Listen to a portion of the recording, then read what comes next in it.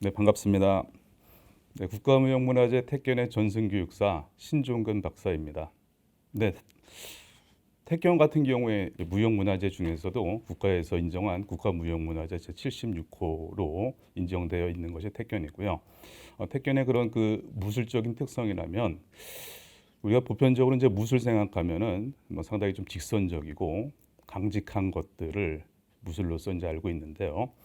택견 같은 경우에는 상당히 좀 곡선적이고 부드러운 몸놀림 안에서 상대방과 이렇게 공격과 방어를 행할 수 있는 그런 상당히 자연스럽고 또 방어적인 그런 무술이라고 말씀드릴 수가 있겠습니다.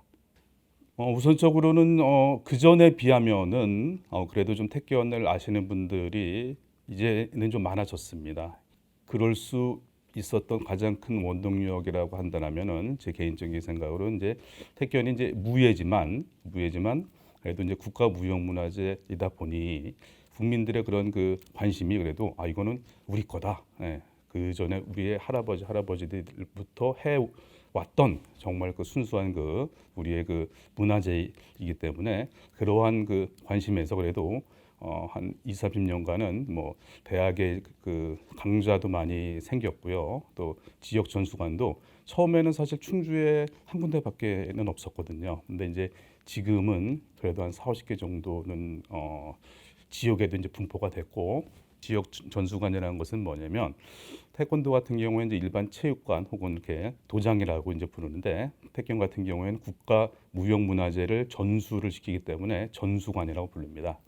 해외에도 이제 뭐 미국이나 캐나다, 그다음에 덴마크, 노르웨이, 우즈베키스탄, 일본 등등 한 17개국 정도의 저희 이제 지부가 있긴 한데 뭐 아직까지는 많이 이게 활성화는 안 됐지만 이제 지금부터 시작되는 그런 단계이기 때문에 우리 학생 여러분들이 태권을 열심히 아마 배우게 되면은 해외로 이렇게 그 진출할 수도 있고 또 국내에서도 역시 마찬가지로 전수관 형태를 운영하면서 아마 그 우리 것을 소중한 우리 것을 지키고 보급한다는 그런 자긍심도 상당히 높아질 수 있다. 네, 그렇게 말씀드릴 수가 있겠습니다.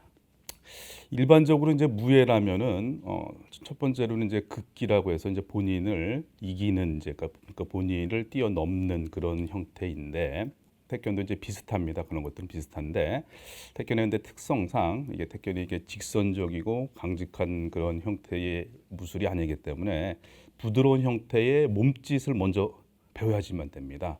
그러니까 이제 그러려면 처음 배우는 것이 바로 품밟기라는 태권의 보법인데 품밟기의 움직임 자체가 요게 이제 두 손이 발이라고 생각하면 이렇게 하나 둘 셋 하나 둘 셋 요런 형태로 해서 요 세 지점을 연결하게 되면 삼각형이 되죠. 그래서 그 삼각형의 형태로 움직이게끔 됩니다. 그러다 보니까 상당히 그런 부드러운 몸짓과 그다음에 그 박자감 있는 동작을 먼저 익혀야지만 되고요. 두 번째로는 이제 활개짓이라고 해서 내 몸을 보호하는 건데 내 몸 앞에서 두 개의 타원형의 방패를 만드는 겁니다. 이렇게 이런 형태로 원을 만드는 거죠. 보면 이제 활개짓이라고 그러면 이제 그 짐승으로 말하면 날개짓이 되겠죠. 그러니까 이제 두 손은 이제 그렇게 그 두 손으로서 곡선의 형태의 동작을 자연스럽게 취하면서 내 몸에 대한 방어적인 형태의 그런 몸놀림들이 활개짓인데 바로 그러한 활개짓을 지속적으로 움직이면서 태권의 동작을 보이기 때문에 모든 그 태권의 움직임들이 곡선적으로 보일 수가 있는 거죠. 그 다음에 이제 마지막으로 이제 그 실제적으로 상대를 공격하는 거니까 방어하는 것을 먼저 배우고 그리고 난 다음에 상대를 공격하는 직접적으로 공격하는 발차기 그다음에 상대를 걸어서 넘기는 거리 기술 같은 경우를 배우게 됩니다. 그리고 난 다음에는 이제 태권의 이제 품새 과정이라고 할 수 있는 본때 배기라는 것이 있는데 본때라는 것은 그러니까 내 실력 혹은 본인의 그런 됨됨이를 본때라고 합니다. 우리가 보면 이제 뭐 누군가가 자꾸 나를 뭐 이렇게 좀 짜증나게 좀 한다 그러면 이제 그러잖아요. 너 자꾸 그러면 내가 이제 본때를 한번 보여준다. 예, 즉 그 본때라는 것은 내 실력이나 내 됨됨이를 이제 보여주는 거기 때문에 즉 내 실력을 자연스럽게 보이는 것을 본때라고 부릅니다. 그래서 본때 배기, 그러니까 보이기, 본때, 그러니까 내 실력을 보여준다는 것이 이제 택견의 이제 품새 과정인데 바로 그 본때 배기를 배우게끔 되고요. 그 다음에 이제 마지막으로 이제 견주기라고 해서 이제 겨루기죠. 이제 그러니까 견주기라는 건 상대를 이기기 위해서 배우는 것이 아니라 상대를 통해서 내 실력이 어느 만큼 되는 건지를 알 수 있는 그런 과정이라고 말씀드릴 수가 있겠습니다. 우선적으로 그 중고등학생들이 태권에 대한 관심들이 많아졌습니다. 예전보다는. 이게 또 아무래도 이제 그전처럼 이제 중고등학생들이 뭐 무조건적으로 이렇게 좀 강한 무예 혹은 이렇게 서양화된 그런 운동들만을 안 찾고 이제는 중고등학생들도 그런 이제 한국적인 것도 우리 거에 대한 그런 욕구가 상당히 많아졌기 때문에 저 같은 경우에는 이제 그 친구들한테 택견은 이제 택견도 물론 이제 무예지만 무예적인 형태로만 접근할 것이 아니라 이것은 우리의 고유의 몸짓이다. 또 이 고유의 몸짓에는 우리 한국의 전통적인 사상이나 정신이 이 안에 있기 때문에 택견을 배운다는 것은 하나의 그냥 신체 활동으로 끝나는 것이 아니라 우리 한국의 오래된 정말 그런 사상적인 것, 정신적인 것을 같이 배울 수가 있기 때문에 상당히 좋은 것이다.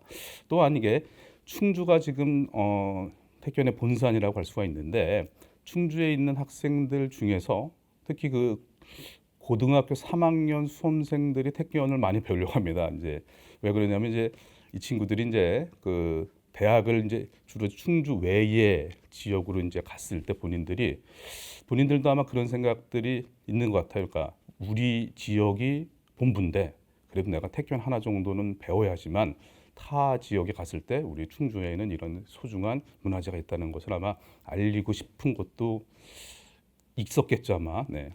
그렇기 때문에 그 고3 학생들도 그 시험이 끝나고 난 다음에는 많이들 배우고 또 그 친구들한테도 역시 마찬가지로 제가 그런 택견의 좀 그런 정신적인 거, 철학적인 면들을 많이 좀 강조해서 이렇게 알려줍니다. 저는 이제 그 택견을 처음 시작한 게 1985년도인데요. 그러니까 제가 이제 10대 때죠. 그때 당시에는 택견을 배울 수 있는 곳이 충주하고 서울 두 군데밖에는 없었습니다. 이게 그렇게 그러니까 그 배울 곳이 이렇게 없는데도 불구하고 택견을 빨리 시작할 수 있었던 거는 저희 그러니까 집안 어르신께서 택견을 하셨었거든요. 네, 하셨기 때문에 어떻게 봤을 때는 뭐 처음 시작은 거의 그냥 반강제적으로 너도 택견을 해라 해서 그 말씀을 거역하지 못해서 어쩔 수 없이 그렇게 택견을 시작하게 됐는데 그 어린 나이에 이제 택견보다는 이제 그때 당시에는 사실 뭐 태권도나 이제 중국 무술 같은 경우에는 이게 보기에도 상당히 좀 멋있고 하는데 어린 나이에 택견을 배우려니까는 그런 품발 활기짓을 배우려니까 내가 이게 참 뭐 하려고 이것을 진짜 배우나 좀 약간 불만 그런 것들도 좀 있긴 했는데 배우다 보니까는 이제 택견의 그런 깊은 맛과 또 택견이 얼마나 소중한 것을 이제 제가 스스로 깨닫게 되는 거죠. 네. 그러면서 이제 지금까지 이제 이렇게 택견을 배우게 됐고 택견 전승 교육사까지 이제 올랐는데 제가 전승 교육사라는 것은 이제 어떤 거냐면 이제 국가무형문화재 분야에는 이제 우리가 이제 잘 아는 인간문화재 선생님이 있고 인간문화재 선생님 바로 이제 전 단계가 이제 전승 교육사인데 지금 현재 택견에는 이제 인간문화재 선생님이 한 분 계시고 전승 교육사가 두 분 계세요 이제. 전국적으로 해서 그다음에 이제 그 다음 단계가 이제 국가 이수자라고 해서 택견을 다 이제 배우신 분들, 마스터하신 분들이죠. 마스터하신 분들이 한 80명 좀 넘게 있고요. 그다음에 이제 국가 전수생이라고 해서 이제 뭐 택견은 이제 국가 대표 같은 분들인데 그분들이 지금 현재 한 200명 정도 있습니다. 그래서 저도 마찬가지로 이제 그 택견을 85년도에 시작을 했지만 국가 전수생으로 이제 그 된 것은 1995년도에 이제 국가 전수생이 됐고 또 그 후에도 또 열심히 또 해서 1999년도에 국가 이수자가 됐고 그리고 난 다음에 한 20년이 더 지나서 이제 전승 교육사까지 왔습니다. 그래서 어렸을 때 이렇게 집안 어른께서 뭐 말씀하셔서 그 반강제적으로 배운 거지만 이제는 이제 택견이 제 삶이고 또 어떻게 봤을 때는 택견을 이제 전승 보급시키는 것이 저의 이제 가장 큰 소임이지 않을까 이렇게 생각이 듭니다. 이제 택견이 이제 그 조선 후기 때까지만 해도 상당히 성행했던, 그러니까 그 민중 속에서 성행했던 그런 놀이 문화이자 무예인데, 그것이 이제 어쩔 수 없이 그 저희들한테는 아픈 역사지만 일제 시대를 이제 겪으면서 많이 이제 쇠퇴가 됩니다. 그러니까 소위 말하는 인멸이라고 하죠. 이제 사람에 의해서 이제 택견이 많이 이제 그 탄압당하면서, 그리고 난 다음에 이제 근대가 되면서 택견이 이제 맥이 끊길 뻔했지만 송덕기 선생님에 의해서 조선 후기의 택견이 전승이 됐고, 그다음에 이제 송덕기 선생님한테 이제 송암 선생님께서 신 선생님께서 이제 택견을 이제 배우시고, 그때부터 이제 그 흩어져 있던 그 택견들을 다 이제 그 배우시면서 소위 말하는 집대성을 합니다. 택견을 집대성을 하시고 난 다음에 1983년도에 비로소 이제 국가무형문화재로 지정받게끔 하시는데, 저에게는 이제 그 개인적으로 이제 백부신데, 저한테는 큰아버지시죠. 네. 큰아버지인데, 그런 말씀을, 그러니까 초대 인간문화재이셨던 송암 신한선 선생님께 제가 들은 말씀 중에서 지금까지 기억하고 있는 게 있는데, 택견의 기술을 익히는 것은 남들이 못하는 특별한 것을 잘하는 것이 중요한 게 아니다. 절대 누구나 다 할 수 있는 것을 더 많이 연습을 해서 그것을 잘하게끔 만드는 것이 진정한 택견이다. 예를 들어서 그러니까는 뭐 그 다양한 그런 뭐 아크로바틱 같은 것들은 할 수 있는 사람도 있고 못하는 사람들도 있겠죠, 분명히. 예. 그렇다고 해서 그런 아크로바틱 같은 것들이 이렇게 그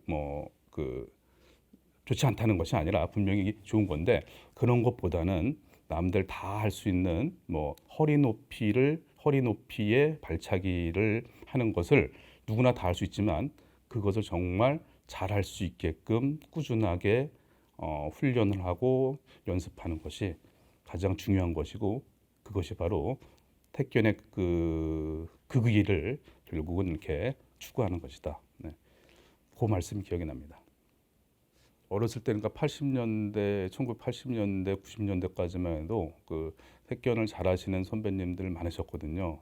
그분들 보면은 진짜 뭐 거의 그때 그냥 기억으로만 보면 진짜 막 하늘을 이렇게 날아다니는 그런 것처럼 이렇게 보였었고요. 뭐 스승님들은 더 말씀드릴 것도 없고, 근데 언제부턴가 이제 한 90년대 뭐 후반 정도 지나면서는 제 자랑이지만 이제 제가 이제 그러한 롤 모델이 돼 있는 것을 느꼈습니다. 그래서 그러다 보니까 또 오히려 이제 더 열심히 더 해야지만 되겠다는 것을 또 느끼게 됐죠. 우선 그 택견의 그 발전적인 방향에서는 분명히 투트랙으로 가야지만 될 겁니다. 한 가지는 국가무형문화재로서의 택견의 그런 원형의 몸짓을 지키는 그러한 소수지만 그러한 그룹들이 분명히 있어야지만 되고, 또 한 가지는, 그러니까 저는 이제 그 무술 중에서 가장 그래도 좀 부러운 것 중에 한 가지가, 중국에 가면 이제 태극권이라고 이제 타이치라고 하죠. 태극권이 있는데, 그 중국에 있는 많은 사람들이 새벽에 이렇게 광장에 이렇게 그 광장에서 보면은 많은 사람들이 그 태극권으로서 아침 운동을 합니다. 이렇게 누가 뭐 시킨 것도 아닌데도 그렇게 그 모습을 보면서 아, 정말 진짜 부럽다.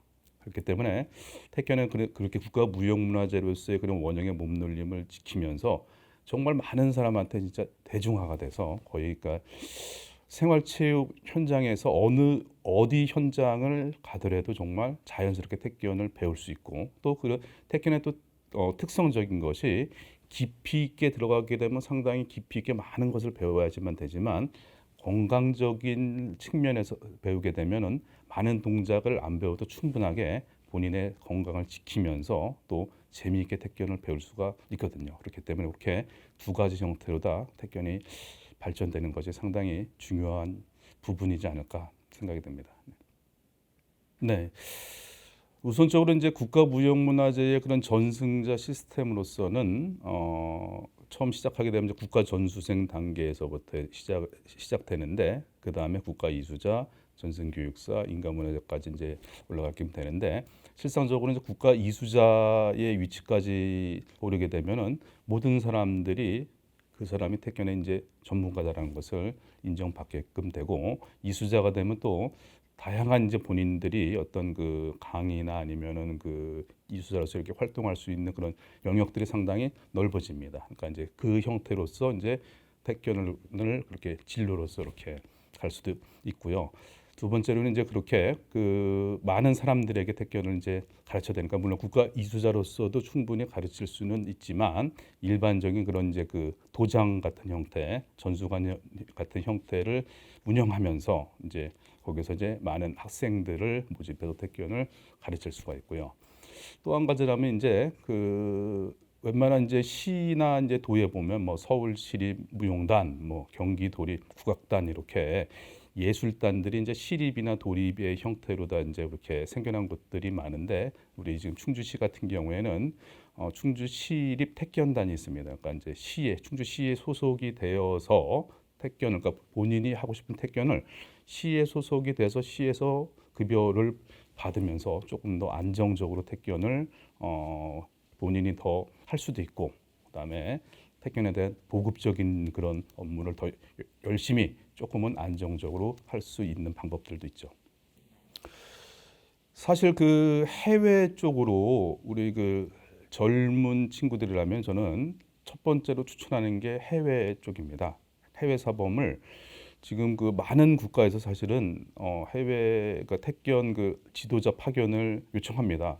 근데 실상적으로 이제 젊은 친구들이 그렇게 많지가 않기 때문에, 저희들한테 인력 풀적으로 봤을 때 많지가 않기 때문에 그렇게 젊은 친구들을 많이 못 보내는데, 얼마든지 지금 해외 쪽에는 유럽이나 뭐 북미 쪽에서 택견 사범을 요청하고 있기 때문에 오히려 저는 젊었을 때 정말 해외 나가서 거기서 정말 열심히 해서 아예 이제 그 국가에서 정말 택견으로서는 정말 이렇게 최고라는 그런 위치까지 올라가서 거기서 택견을 이렇게 그 전파시키고 보급시키는 것이 젊은 친구들한테는 더 그 흥미도 더 생기고 더 이렇게 중요한 일이 되지 않을까 생각도 합니다.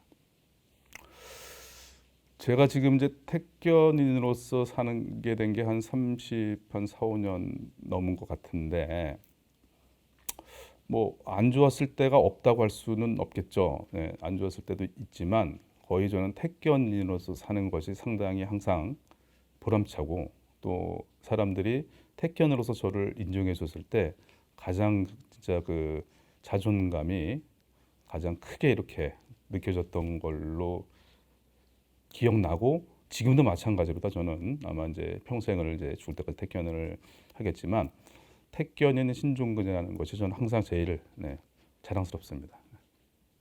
저희 그 중고등학생분들한테 택견을 만약에 정말 그 진로로서 이렇게 고민한다 그러면 저는 적극적으로 추천하고 싶습니다. 근데 제가 중고등학생 때는 택견을 진로로 생각한다라면은 그때는 분명히 말렸을 겁니다. 왜 그러냐면 그때 당시에는 택견을 직업으로 삼는다라면은 쉽게 말해서 먹고 살기가 그렇게 쉽지가 않았거든요. 저도 그랬고요, 마찬가지로. 네. 근데 이제 지금은 많이 이제 저변 확대도 많이 됐고, 그런 이제 국가적인 지원 시스템이나 뭐 시도에서의 그런 어떤 그 지원 형태가 그리 뭐 아주 이렇게 그 좋은 것은 아니지만 그래도 어느 정도가 되기 때문에 중고등학생들이 택견을 진로로서 생각한다라면 언제든지 적극적으로 추천을 하고, 또 그거에 대해서 이렇게 고민이 된다라면 저한테 직접 연락을 해줘도 아주 좋을 것 같습니다. 네.